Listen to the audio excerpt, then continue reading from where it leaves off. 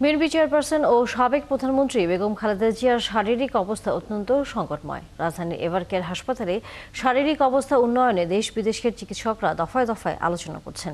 দলের নেতাকর্মীরা তার স্বাস্থ্যের খবর জানতে হাসপাতালে ভিড় করছেন। সেখানকার সর্বশেষ খবর জানতে যুক্ত হচ্ছেন আমাদের সহকর্মী মোহাইমিনুল খান অপু।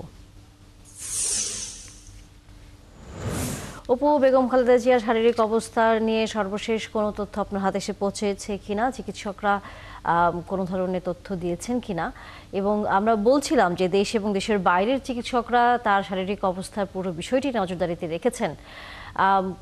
বাইরের কারা কারা সেখানে আছেন, কারণ আমরা জানি যে বেগম খালেদা জিয়া এর আগে যুক্তরাজ্যে গিয়েছিলেন, সেখানে তিনি চিকিৎসা করিয়েছিলেন।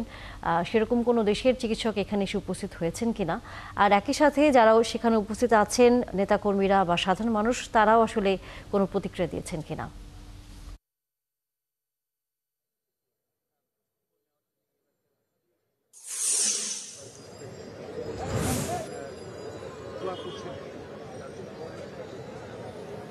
শুরুতেই যেটি আপনাকে জানাতে চাই, আমরা সকাল থেকেই কিন্তু এভারকেয়ার হাসপাতালের সামনে রয়েছে।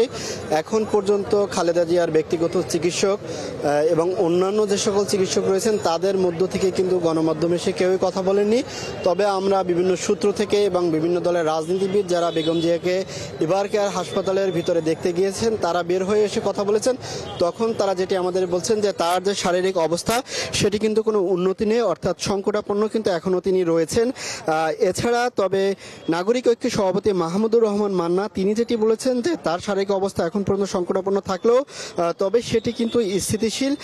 তবে যদি তার শারীরিক অবস্থার অবনতি হয় কোনো ধরনের, সেক্ষেত্রে তাকে বিদেশে চিকিৎসার জন্য যে সকল প্রস্তুতি দরকার সেগুলো কিন্তু তাদের রয়েছে, এমনটি কিন্তু মাহমুদুর রহমান মান্না বলেছে। এবং বিএনপির নেতাকর্মী যারা এখানে এসেছিলেন তারাও যেটি বলছেন যে তার শারীরিক অবস্থার এখন পর্যন্ত কোনো উন্নতি নেই।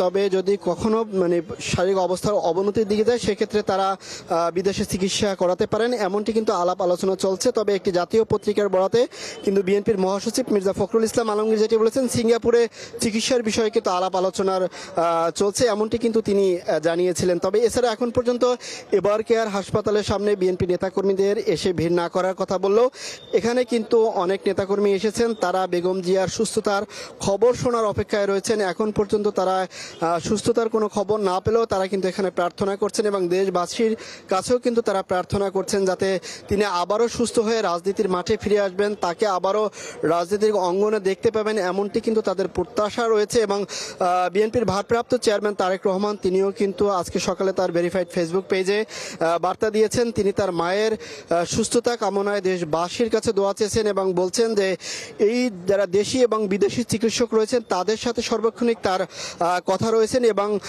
তিনি প্রত্যাশা করছেন দ্রুতই দেশে আসবেন এবং মায়ের কাছে তার আসার যে ইচ্ছা সেটিও কিন্তু তিনি ব্যক্ত করেছেন। এবং বিএনপির রাজনীতির বিন্দু যারা রয়েছেন তারাও প্রত্যাশা করে বলছেন যে তারেক রহমান এই মুহূর্তে তার মায়ের পাশে আসবেন এবং বিএনপির কয়েকজন সিনিয়র নেতৃবৃন্দ তারা যেটি বলছেন যে যে কোনো মুহূর্তে আসলে দেশে তারেক রহমান ফিরে আসতে পারেন এবং তিনি তার মায়ের পাশে থাকবেন, এটি কিন্তু তারা প্রত্যাশা করে বলছেন। এছাড়া এই এভারকেয়ার হাসপাতালে গতকাল রাত থেকেই কিন্তু বিএনপির অনেক নেতাকর্মী যারা রয়েছেন তারা কিন্তু এখানে অপেক্ষমান রয়েছেন।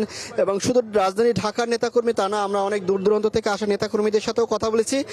তাদেরই একটি প্রত্যাশা তাদের নেত্রী সুস্থ হবেন, তাদের মাঝে ফিরে আসবেন, এমনটি কিন্তু তারা অপেক্ষমান রয়েছেন। এবং গতকাল রাত থেকেই কিন্তু তারা এই হাসপাতালটির সামনে রয়েছেন। এছাড়া জানেন যে এই বৃহস্পতিবার কিন্তু তার শরীরের অবস্থা খারাপের দিকে গেলে তখন কিন্তু তাকে সিসিইউতে নেওয়া হয়, অর্থাৎ আজকে এখন পর্যন্ত তিনি কিন্তু সিসিইউতে রয়েছেন। এবং যে সকল রাজনীতিবিদ আসলে হাসপাতালটির ভিতরে গিয়ে তার শারীরিক খোঁজখবর এবং ডাক্তারদের সাথে কথা বলে এসে তারা কিন্তু বাইরে গণমাধ্যম কর্মীদের সাথে জানাচ্ছেন। তবে আপনাদেরকে তথ্য দিচ্ছেন যেহেতু চিকিৎসকরা কেউই আপনাদের সাথে কথা বলছেন না, কিন্তু যারা ভিতরে যার সুযোগ পাচ্ছেন বেগম খালেদা জিয়াকে দেখতে পাচ্ছেন তারা এসে তার শারীরিক অবস্থা আপনাদেরকে জানাচ্ছেন।